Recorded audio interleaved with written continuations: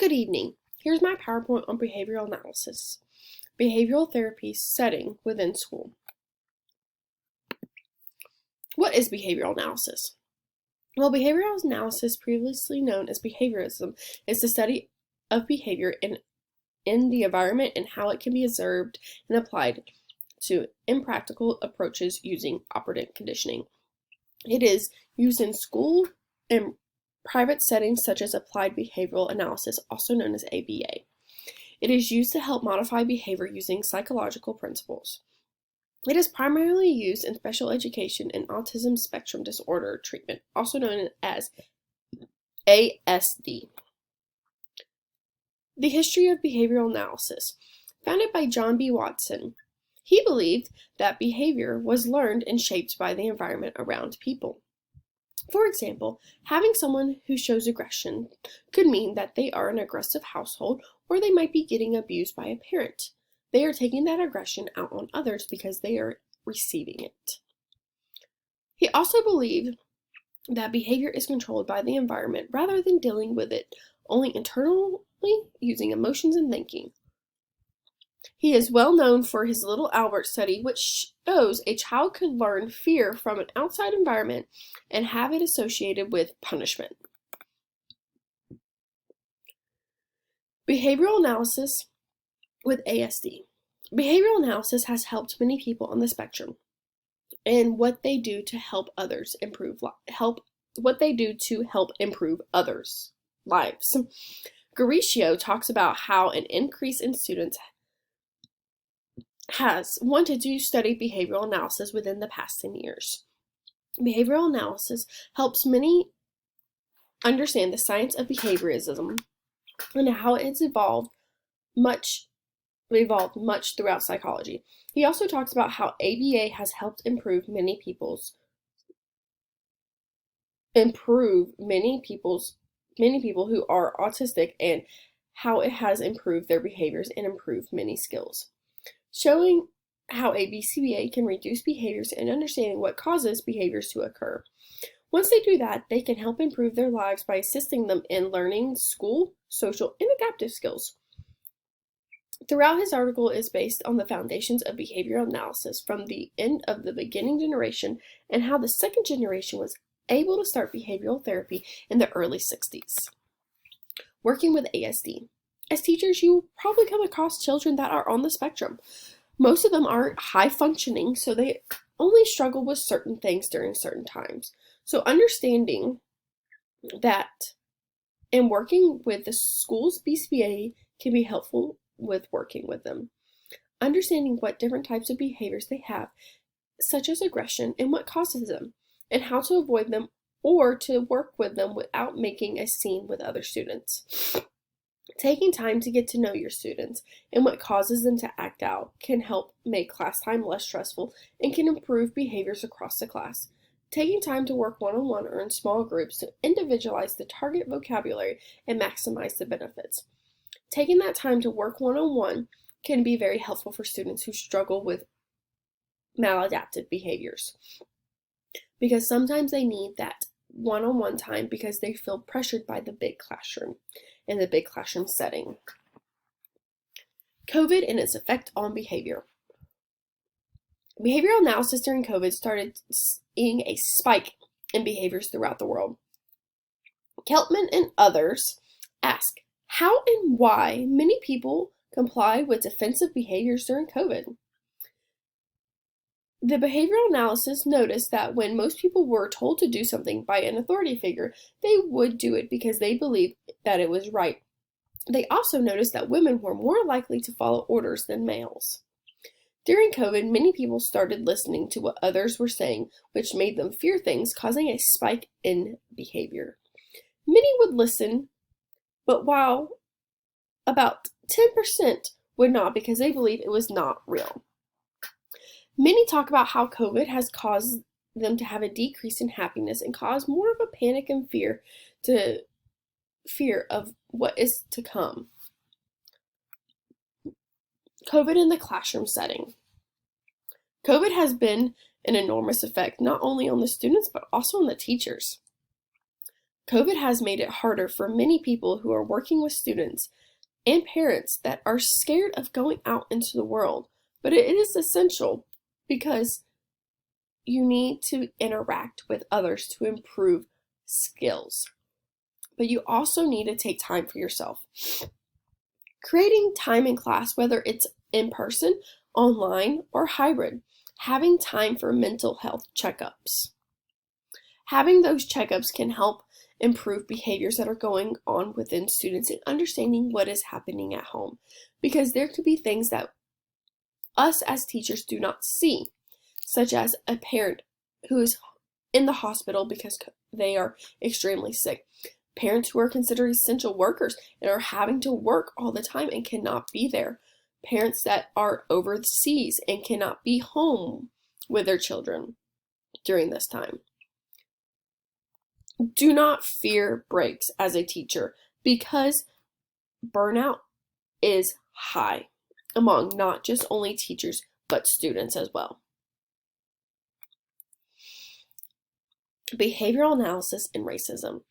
Najowski and others bring up in their lives how behavior can be affected by racist policies, not only in low-class areas, but also in higher educational settings. Behavioral analytics training programs have been put in across many school settings to help remove racist ideas and help produce anti-racist training or curriculum. In addition, additional ideas to help, such as improving knowledge of those in leadership and how it can teach others to help improve anti-racism. Improving the school's curriculum shows both sides of how racism is terrible and can be dangerous, and how it has made some people who they are today because of that hatred. Also, how there can be an improvement in research and how it can improve knowledge of those in power and those who want the information to inform others. It shows how behaviorism can be affected by racism throughout the school system. It also helps show that when accurate information is being taught, the behavior of those students will improve because they are not dealing with others who are racist.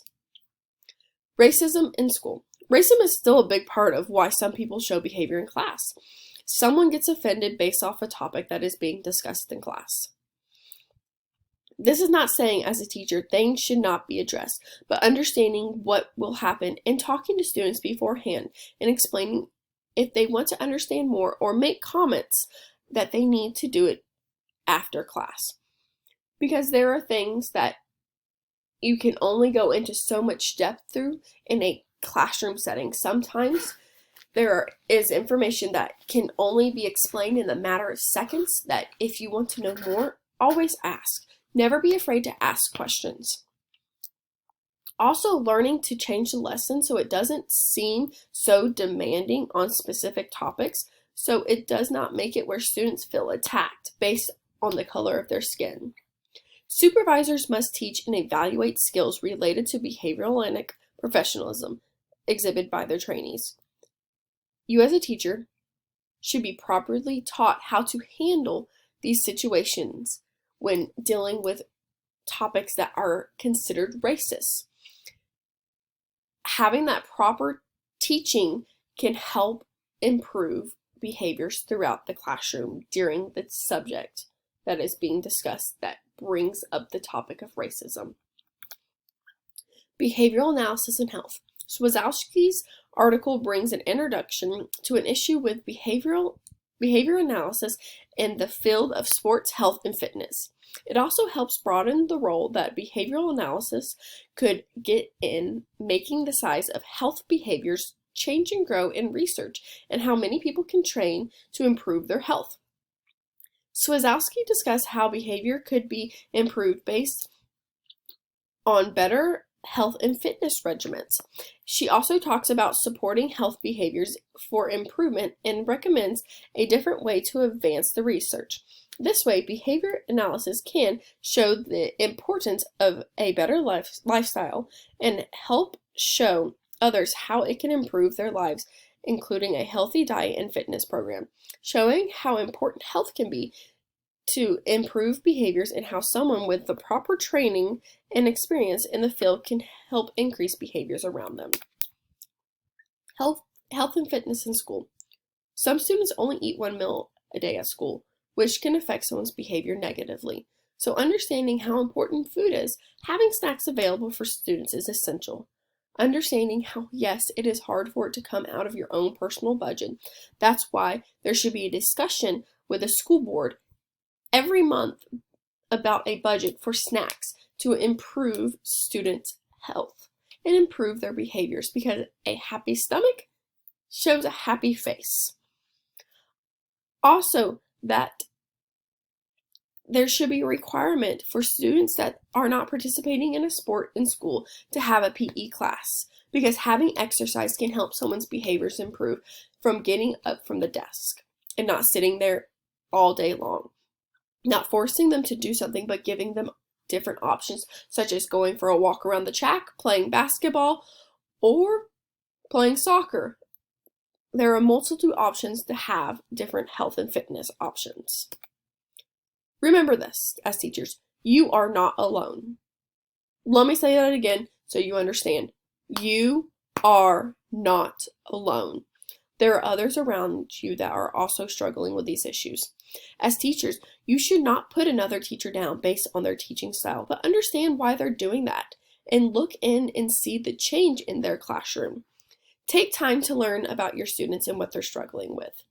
Not just listen to someone else talk down about that student, because there could be something going on in their lives that the other teacher did not take time to learn about, or take time to learn about their learning styles. Find help within each other.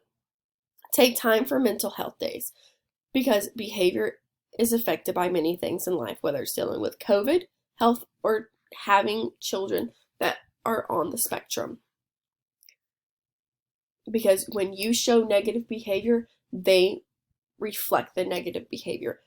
Children are very good at imitating others, and they will imitate how you are having a bad day and cause them to have a bad day. Tips and questions. Here are some tips that my BCBA that I work under suggested for me. Understand that all behaviors have a purpose and learn how to determine the function of the behavior. Understand reinforcement and consequences and how to deliver them effectively in the classroom. Modify the environment. Use different stuff such as visual supports. Consistency, consistency, consistency. That says it all. Be consistent in how you do everything. Understand motivating operations and how to capture it. Be open to change and try new things. If the behavior isn't improving, it isn't the child's fault. It is the faulty behavior plan. At this time, if you have any questions, I would be welcome to answer them. Feel free to give me an email at kiera.berry@bi-aba.com. And you are also welcome to contact any BCBA within the school or contact a BCBA that is in a private clinic, because they will always have options and plans for you to improve someone's behavior, because there might be something that you do not see as a teacher because you have so many students, but they could see because they are specialized in behavior. My recommendation is to contact Heidi at Behavioral Innovations in Grand Prairie. She is an amazing BCBA and has been in the field for many of years, and is going to be very helpful for many questions. Here are my references. Thank you for taking time for teaching me this semester, and I really enjoyed it, and I hope you enjoyed my slideshow. Thank you.